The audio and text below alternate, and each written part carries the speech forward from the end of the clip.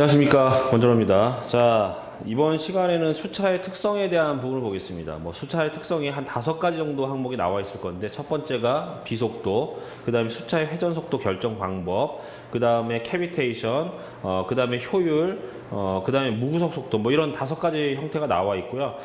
이 부분은 문제가 굉장히 자주 출제가 됩니다. 자, 출제가 되는데, 여기에 적용되는 여러 가지 이론이나 공식이나 이런 것들은 어려운 건 하나도 없습니다. 없는데 그 개념 자체, 비속도가 어떻게 적용이 되는가, 이런 부분들이 조금 좀 이해가 안 가고요. 이해하시기 좀 어려우실 거고요.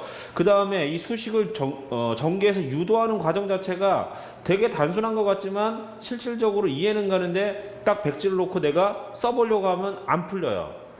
이런 것들이 좀 까다롭습니다. 자, 제가 이제 드리고 싶은 말씀은요, 이 비속도를 공부하실 때는요, 계산 순서를 암기하셔야 돼요. 그 다음에 각각에 나와 있는 비속도가 크기 때문에 전압차에 적합하고, 비속도가 작기 때문에 고압차에 적합하고, 이런 말들이 나오는데 그런 말들이 잘 안 외워져요. 그래서 이런 것들을 외우기 위해서는 여기 나와 있는 내용들을 서로 매칭을 해가지고 이런 것들이 어떤 관계가 있는가를 명확하게 분석해서 내가 그 개념을 잡고서 딱 중심을 잡아줘야지만 이게 헷갈리지 않습니다. 자, 그래서 제가 그 부분을 오늘 설명을 좀 드릴 겁니다. 자, 비속도의 정의에 대한 부분을 우리가 반드시 암기해야 됩니다. 자, 그 다음에 비속도 공식을 유도할 수가 있어야 되는데, 러너의 주변 속도, 유량, 출력, 회전수, 그 다음에 우리가 비속도를 구할 때의 정의로부터 비속도를 이제 구해내는 그 과정이 있어요. 그게 뭐냐면, 비속도라는 게 단위 낙차 아래에서 단위 출력을 내는데 필요한 1분간의 회전 속도거든요. 자, 그런데 여기서 단위 낙차하고 단위 출력은 일반적으로 단위 낙차를 1m로 보는 거고요. 단위 출력은 1kW로 봅니다. 그래서 그러한 조건들을 우리가 구해놓은 수식에다 넣으면 거기서 비속도 NS를 구할 수가 있습니다. 자, 그렇게 해서 갈 겁니다. 그 다음에 이거 말고도 비속도와 사용 한계, 그 다음에 각종 수차의 낙차와 비속도의 관계에 대한 부분도 우리가 정리를 해놔야지만 나중에 장단점을 외울 때도 안 헷갈리거든요.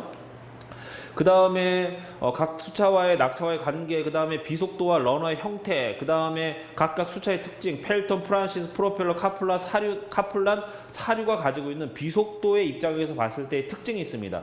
이 특징은 앞에서 제가 이 5가지 그 수차에 대한 부분을 설명하면서 장단점을 말씀드렸지 않습니까? 그게 그대로 중복이 되는 부분이 있어요. 그래서 장단점이 똑같이 나오면서 약간 틀린 게 있단 말이에요. 그런 것들은 중복된 거는 공용으로 가고 틀린 부분만 취합을 해서 그 항목들을 딱 정리해놔야 지. 장단점은 여기는 5가지인데 이렇게 나와 있고, 이쪽에는 6가지인데 이렇게 나와 있고, 그 뒤에는 3가지인데 이렇게 나와 있고, 근데 그게 한두 가지씩 틀리다. 그러면 그때부터 비슷비슷한 게 있으면 잘 정리가 안 되고 암기가 안 됩니다. 그래서 그런 부분들을 반드시 정리하셔서 내가 이해할 수 있게끔 만들어 놔야 돼요. 자, 그 다음에 회전 속도가 저하했을 때 어떤 특징들, 예제 문제에 나와 있는 건데 그건 암기를 하시면 됩니다. 5가지 항목에 대해서.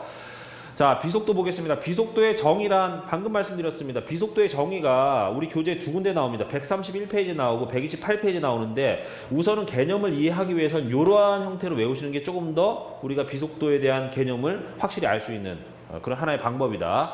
자, 비속도란 뭐냐? 어느 수차와 서로 닮은 모양이 유효 낙차 1m, 출력 1kW로 동작할 때에 회전 속도라고 할 수가 있다. 자, 단위 낙차는 몇 m? 1m. 그 다음에 단위 출력은 얼마? 1kW. 자, 이렇게 봅니다. 자, 그 다음에 다시 128페이지 보시면 요거는 요 페이지 수는요, 매년 책이 개정이 되면서 책의 내용은 안 바뀌는데 한두 페이지 새로 들어간 게 있고 빠지는 게 있는데 전체적인 99% 동일하지만 그것 때문에 약간 왔다 갔다 할 수 있어요. 지금 현재까지 128페이지입니다. 자, 그 수차와 기하학적으로 닮은 수차를 가정하고, 이 수차를 단위 낙차 가령 1m 아래서 또한 실제와 서로 닮은 운전 상태에서 운전해서 단위 출력 가령 1kW를 발생하는 데 필요한 1분간의 뭡니까? 회전 수다, 이렇게 보시면 되겠죠. 자, 비속도의 결과 수식 암기합니다. 이렇게 돼 있어요. 여기 보시면 NS는 H의 4분의 5승분의 N의 P의 2분의 1승이다. 이렇게 돼 있습니다. 자, 여기서 이제 회전 속도가 나와 있고요. 그 다음에 비속도가 나와 있는데, 회전 속도와 비속도는 서로 이제 비례하는 관계에 있다라는 건 요 수식상에서 나와 있으니까 보시면 될 것 같고요. 이렇게 되어 있습니다. 자, 요 수식을 유도할 건데, 우리가 아까 제가 이걸 암기해야 된다고 말씀드렸죠. 러너의 주변 속도, 그 다음에 유량, 그런 형태로 되어 있었습니다. 자, 러너의 주변 속도라는 것은요, 이게 토리첼리 정리에서 이 공식이 나온 거죠. 자, K1의 루트의 EGH1. 자, V2는 K1의 루트의 EGH2인데, 이 K1이 같은 건 뭐냐면, 이 비속도의 정의에서부터 알 수 있듯이 기하학적으로 같은 형태의 모양으로 생겼기 때문에요. 이런 출력계수나 유속계수의 형태가 같은 값으로 나올 수밖에 없습니다. 형상이 똑같기 때문에. 자, 그래서 K1과 K2가 같은 거고, 얘 수식을 전개하게 되면 이렇게 바뀝니다. V1은 K2에, 자, 얘를 루트를 벗겨서 뭐 2G라는 것을 하나로 묶어서 얘를 K2라고 이렇게 바꿔준 거거든요. 그래서 K2는 H1의 2분의 1승, 그 다음에 V2는 K2의 H2의 2분의 1승 이렇게 되어 있습니다.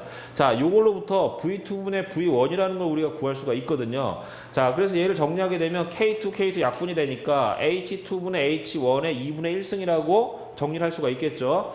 자, 그 다음에 유량이 나옵니다. 유량. 자, 유량도 마찬가지로 유량이라는 것은 그 관의 단면적과 유속에 비례해서 그 지역을 통과하는 그 지점을 통과하는 유량을 우리가 계산할 수가 있는 거 아닙니까? 그래서 그 관의 원의 그 단면적은요, 파이의 r 제곱이니까 그것이 지금 직경의 제곱에 비례하지 않습니까? 그 다음에 앞에 어떤 개수들은 K3로 묶어낸 거고 이렇게. 자, 그래서 Q1은 K3의 V1, D1의 제곱이 되는 거고, Q2는 얘만 바뀌는 거죠.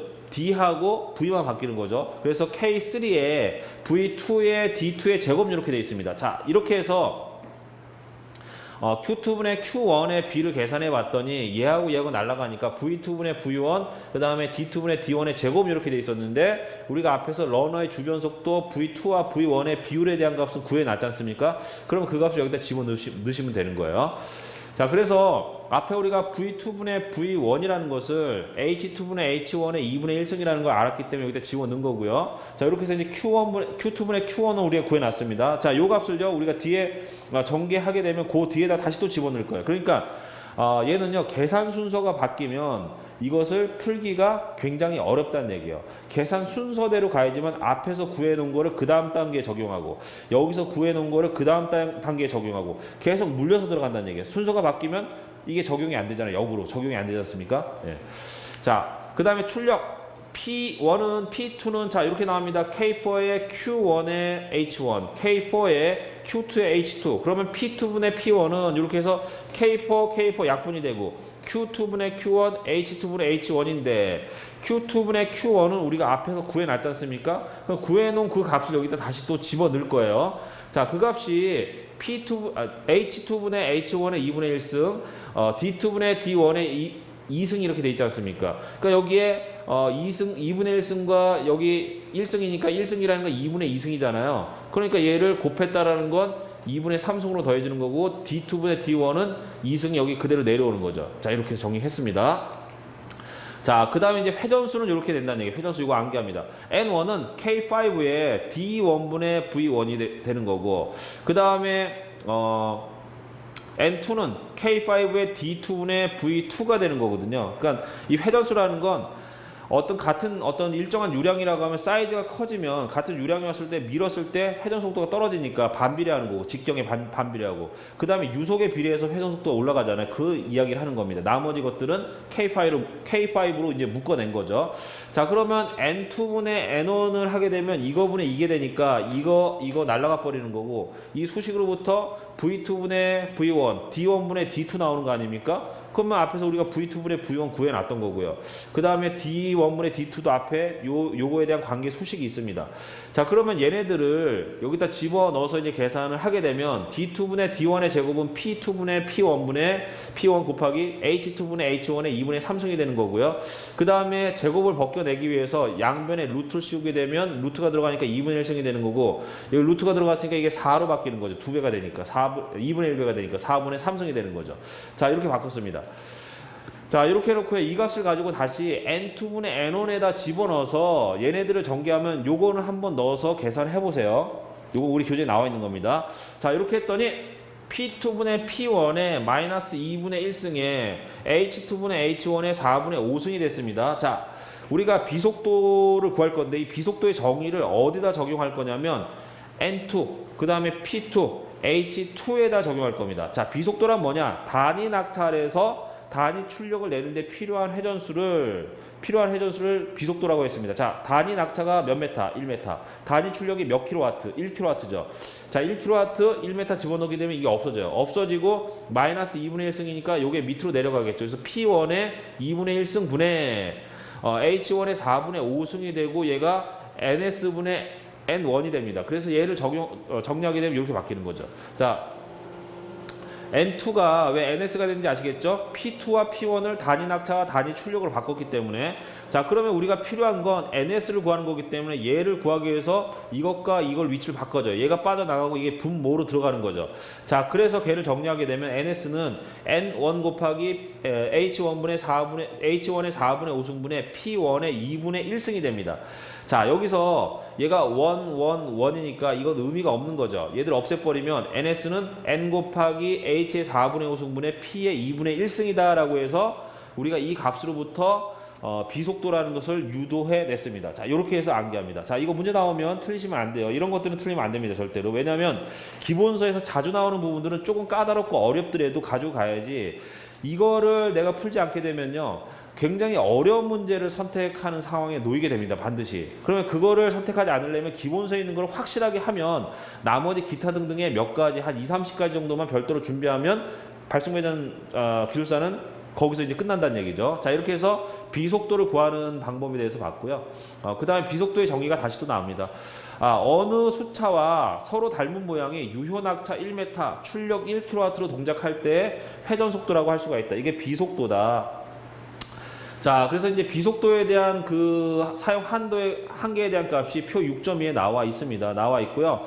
그 다음에 여기 또 이런 말이 있습니다. 전압차 발전소에서는 유수의 속도가 낮으므로 6-16으로부터 알 수 있듯이 NS가 큰 형식의 수차를 선정하지 않으면 회전수 N이 작아져서 발전기가 대형으로 된다, 이렇게 되어 있습니다. 그래서 우리가 뒤에서 설명드릴 거지만 비속도가 작다라는 것은요, 이 회전체가 가지고 있는 비속도하고 회전체의 직경은 얘가 비례합니다. 비례하는 관계를 가지고 있어요. 그래서 비속도가 작아지게 되면요, 이런 러너가 있다라고 하면 비속도가 작으면 이 직경이 작아져요. 근데 비속도가 커지잖아요. 그러면 직경이 이렇게 커집니다. 이렇게 커져요. 네. 그래서 이게 낙차가 반대로 얘기했네. 비속도가 반대로 얘기했습니다. 비속도가 작은 경우에는요, 비속도가 작은 경우에는 이 직경이 상당히 큽니다. 이게 우리 이제 교재 뒤에 나와 있어서 제가 설명을 드릴 건데, 비속도가 큰 경우에는 얘가 자꾸 반비례한 관계가 있어요. 그래서 얘가 대면은 크다라고 하면 직경이 작아지는 거고요. 그 다음에 얘가 비속도가 작다라고 하면 직경이 이렇게 커지는 거예요. 이렇게. 네. 이런 관계가 있습니다. 그래서 이 말에서 이제 저낙차, 낙차가 작은 발전소에서는 유속도가 작기 때문에 비속도가 큰 걸 쓴다. 비속도가 큰 걸 쓴다라는 것은 전낙차에서는 이렇게 회전체의 직경이 작은 걸 쓴다라는 얘기고요. 고낙차에서는 회전체의 직경을 이제 큰 걸 쓴다, 이렇게 보시면 될 것 같아요. 그러니까 이게 어떤 힘의 관계에 있다. 그러니까 전낙차는 에너지가 작으니까 이걸 큰 거는 빨리 돌릴 수가 없잖아요. 작은 걸로 해서 이게 좀 빨리 돌아가게끔 만들어서 계통에 연계했을 때 우리가 60Hz를 유지해 주려면 고속도로 좀 가져야 되거든요. 힘이 작으니까. 뭐 그런 어떤 개념이라고 보시면 될 것 같아요. 자, 이렇게 묶어 정리를 좀 해놔야 됩니다. 안 그러면 이게 되게 헷갈려요, 나중에. 자, 그래서 여기 보시면 NS가 큰 형식, NS가 크다라는 것은 얘가 이렇게 직경이 지금 작다는 얘기 아닌가요? NS가 크다. 제가 지금 이거 여기 해당이 되는 거거든요.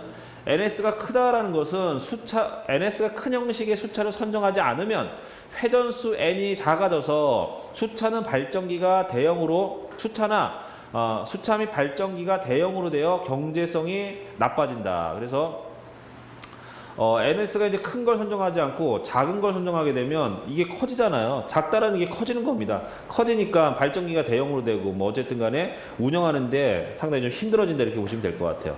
그래서 요 관계를 정리하셔야 돼요. 요 관계를 정리하셔야 우리 교재에 나와 있는 말들이 막 이게 똑같은 얘기인데 이렇게 뒤집었다 저렇게 뒤집었다 이런 느낌이 나거든요. 네, 무슨 말인지 아시겠죠? 요것만 정리하시면 될 것 같아요. 이렇게. 그래서 요거에 대입해서 모든 문구들을 적용해서 해석하시면 이제 덜 헷갈립니다. 이걸 몇 번 이제 반복하셔야 돼요. 자, 그 다음에 반대로 고낙차에서는 유수의 속도가 커서 NS가 작은 형식의 수차라도 NS가 작다는 게 사이즈가 커진다는 거 아니에요. 작은 형식의 수차라도 경제성으로는 큰 지장을 주지 않는다. 효율이 높고 견고한 펠톤 수차를 선정하는 것이 좋다. 이렇게 되어 있습니다. 자, 펠톤 수차는요, 비속도가 상당히 작습니다. 12에서 여기 잘렸지만 23이거든요, 23. 자, 23이라는 것은 이 사이즈가 굉장히 크다는 얘기예요. 펠톤 수차는 아시겠지만 고낙차에 적용하거든요. 그러니까 이 낙차, 저낙차. 자, 이 세 가지 연동해야 됩니다. 비속도가 크냐, 작으냐, 수차의 직경이 크냐, 작으냐, 그 다음에 낙차가 크냐, 작으냐. 얘는 비속도가 작았을 경우에는 직경이 커지는 거고, 그 다음에 낙차는 고낙차가 되는 거죠. 그렇게 정리해야 됩니다. 이렇게. 자, 그 다음에 사류 수차, 프란시스 수차 이렇게 되어 있습니다. 프란시스 수차, 사류 수차, 그 다음에 카플란 수차, 프로펠러 수차 이렇게 되어 있습니다. 펠톤, 프란시스, 사류, 카플란. 자, 프란시스와 카플란 같은 경우에는요, 이게 비속도가 굉장히 큰 값을 가져요. 뒤에 이제 표에서 나오겠지만, 비속도가 크다. 자, 그럼 여기서 한번 따져보겠습니다. 비속도가 크다. 그러면 직경이 사이즈가 작아진다. 자, 얘는 고낙차입니까? 저낙차입니까? 저낙차. 딱 맞아 떨어지는 거죠. 자, 비속도가 작다. 비속도가 작다라고 하면 사이즈가 커지는 거죠. 대형이 되는 거죠. 대형이 되고 낙차는 어떻게 되는 거예요? 고낙차가 된다는 얘기죠. 이렇게 맞아 떨어지는 거예요. 자, 이렇게 잘라가지고 이렇게 암기합니다. 그래서 여기 보시면 비속도의 적용 범위가 나와 있죠. 자, 이거 암기합니다. 23, 12에서 23, 그 다음에 65에서 150, 150에서 250, 250에서 350, 150에서 250, 그 다음에 350에서 800 암기합니다. 자, 여기 보시면 비속도가 작잖아요. 우리 교재 그림에 보시면 비속도가 작았을 때 이 직경이 커지는 거죠. 그러면 사이즈가 커지니까 대형으로 되는 거죠. 자, 비속도가 큽니다. 얘가 작은 거죠. 작은 거니까 사이즈가 작아지죠. 작으니까 이게 작은 에너지로도 이게 빨리 돌겠죠. 많이 돌겠죠. 뭐 그렇게 보시면 될 것 같아요. 자, 그러면 제가 드리는 말씀 이렇게 정리해 놓으면 크게 헷갈리지 않겠죠. 헷갈리더라도 반드시 이렇게 정리하셔서 가져가야 됩니다. 안 그러면 마지막까지 헷갈려요. 마지막까지. 자, 그럼 이제 비속도와 관련된 중요한 사항은 다 말씀드린 것 같고요. 제가 설명드린 거 가지고 하나하나씩 문장에 맞춰서 이해를 하시고 암기를 하시면 될 것 같아요. 자, 일반적으로 각종 수차에 적용될 유효 낙차와 비속도와의 사이에는 일정한 관계가 있다. 유효 낙차가 높은 지점에 비속도가 큰 수차를 적용하면, 자, 고낙차에는요 비속도가 작은 걸 적용해야 되는데 커지잖아요. 그건 뭐냐? 필요한 비속도보다 더 큰 값을 선정했다는 얘기예요. 그러면 내가 적용해야 되는 그 비속도의 한계값을 넘어가서 이게 더 빠른 걸 더 비속도가 큰 걸 선정했지 않습니까? 그럼 문제가 생깁니다. 무슨 문제가 생기느냐? 캐비테이션 문제가 생긴다. 한계값을 넘어가면 절대 안 된다. 자, 그래서 유효 낙차가 높은 지점에는 비속도가 낮은 걸 써야 되는데 비속도가 높은 걸 썼어요. 이렇게 비속도가 큰 수차를 사용하면 캐비테이션 등의 불안이 있기 때문에 유효 낙차에 대해서 사용할 수 있는 비속도에는 최고 한계가 있으므로 그 이하의 NS를 쓰지 않으면 안 된다. 비속도의 한계값 앞에서 외웠죠. 12에서 23, 150에서 250 외웠지 않습니까? 암기하시고 그 값을 벗어나지 않게끔 적용해줘야 된다. 자, 그래서 프란시스 수차 같은 경우에는요, 저낙차에 이용이 되기 때문에 비속도가 클 수밖에 없고요. 펠톤 수차 같은 경우에는 고낙차에 적용이 되기 때문에 비속도가 지금 작잖아요. 그럼 제가 말씀드린 요거하고 지금 딱딱딱 맞아 떨어지는 거죠. 자, 이렇게 해서 정리를 합니다. 자, 그래서 펠톤은 비속도가 상당히 작다. 유효 낙차가 높기 때문에, 그 다음에 카플란 수차 같은 경우에는 유효 낙차가 굉장히 작기 때문에 비속도가 상당히 큰 값을 가지는 거죠. 이렇게 해서 적용합니다. 자, 그러면 제가 앞에 설명드렸던 것을 잘 이해하시면 여기 나와 있는 장단점은 충분히 정리를 하실 수가 있습니다. 자, 펠톤 수차 비속도가 낮아 고낙차 지점에 적합하다. 자, 비속도가 낮다라는 것은 전압차에 적용합니까? 비속도가 작다라는 것은 전압차에 적용합니까? 고낙차에 적용합니까? 고낙차에 적용한다. 아시겠죠? 자, 이렇게 정리하시는 거예요. 자, 그 다음에 러너 주위에 물은 압력이 가해지지 않으므로 누수 방지에 문제는 없다. 자, 펠톤 수차 한번 잘 생각해 보세요. 노즐로부터 물을 쐈잖아요. 쏴서 이게 대기 밖으로 나왔기 때문에 압력을 가지고 있지 않아요. 그러니까 압력에 의해서 뭔가 케이싱에 압력이 가해져서 물이 새는 그런 문제는 발생될 수가 없는 거죠. 그러면 당연히 누수의 문제는 펠톤 수차하고 상관이 없다라는 건 충분히 이해하실 수가 있겠죠. 자, 그 다음에 마모 부분의 교체가 용이하다. 그래서 아까 우리 그림에서도 봤듯이 뭔가 분해해서 떼어내기가 좋아요. 얘네들은 노즐이 몇 개로 구성이 돼 있고 여러 가지 좀 작업하기가 좋게 그림이 생겼지 않습니까? 자, 그 다음에 네 번째, 출력 변화에 대한 효율 저하가 작아서 부하 변동에 유리하다. 아까 니들에 대해서 그 Z의 단면적을 조정할 수가 있었고요. 그 다음에 뭡니까? 그 노즐의 개수를 우리가 조정할 수가 있었잖아요. 그렇게 된다는 것은 변낙차, 변부하 특성이 강하다는 얘기예요. 이러한 상태가 되더라도 효율 저하가 거의 없다는 얘기입니다. 그런 것들이 뭐 가동 날개형이나 사류 수차에서 뭐 안내 날개하고 우리가 러너의 날개를 조정할 때 같이 연동해서 쓰지 않습니까? 조정이 된다는 건 어떤 출력 변화에 대한 부분을 맞춰주면서 효율을 높일 수 있다는 얘기예요. 자, 노즐수를 늘렸을 경우에는 그 사용 개수를 조절해서 고효율 운전이 가능하다. 같은 얘기입니다. 반복이 되는 얘기다. 자, 프란시스 수차. 적용할 수 있는 낙차의 범위가 가장 넓다. 가장 넓습니다. 자, 그 다음에 구조가 간단하고 가격이 비싸다. 우리 뭐 거기 프란시스 수차 같은 경우에는 이렇게 가동형이나 이런 것들이 거의 없었어요. 안내 날개만 이렇게 좀 움직였지 밑에 있는 것들이 철 구조물들이 뭔가 움직이고 이런 조정이 되는 부분이 없었잖아요. 그러니까 이 부분이 구조가 간단하고 가격이 쌀 수밖에 없는 거죠. 자, 그 다음에 고낙차 영역에서는 펠톤 수차에 비해서 고속 소형으로 경제적이다. 좀 작고 소형이 되기 때문에 경제적이다. 자, 그 다음에 프로펠러 수차 비속도가 높아. 자, 비속도가 높습니다. 그러면 낙차가 고낙차입니까? 전낙차입니까? 전낙차죠. 이렇게 비속도가 높아. 고낙차, 전낙차 지점에 적합하다. 자, 그 다음에 날개를 분해할 수 있어서 제작, 수성, 조립이 용이하다. 우리가 프로펠러 분해하면 그런 어떤 이제 뭐 분해할 수가 있으니까 수성도 용이하고 뭐 유지보수도 용이한 거죠. 자, 그 다음에 고정 날개형은 구조가 간단해서 가격이 싸다. 자, 그 다음에 프로펠러 수차는요, 앞에 프로펠러 수차 4번이 프로펠러인가요? 네. 자, 프로펠러 수차. 요거 이제 카플란입니다. 이거 죄송합니다. 이거 카플란. 자, 여기 오타입니다. 여기 카플란 수차입니다.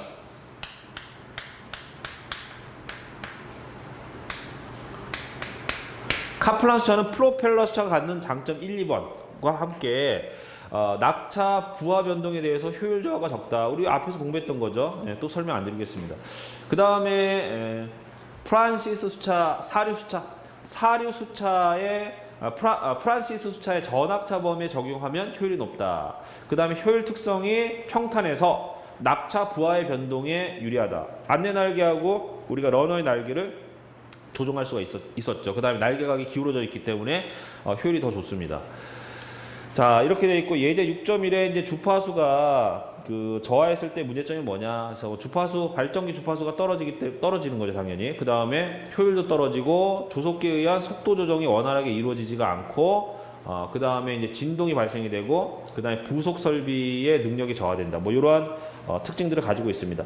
자, 이렇게 해서 비속도에 대한 부분을 제가 별도로 띄워가지고 설명드렸는데 조금 헷갈리거든요. 그러니까 제가 말씀드린 것처럼 이렇게 정리를 해두시고 그 다음에 수식 유도 과정은 암기해서 과정 자체, 순서 자체를 암기해야 된다고 말씀드렸습니다. 이 문제는 굉장히 자주 나옵니다. 그래서 반드시 내가 할 수 있어야 된다. 조금 까다롭고 귀찮고 약간은 공부하면서 좀 짜증은 나거든요. 네, 하지만 반드시 정리를 좀 하셔야 됩니다. 자, 이렇게 해서 이제 비속도까지 마무리를 좀 하겠습니다.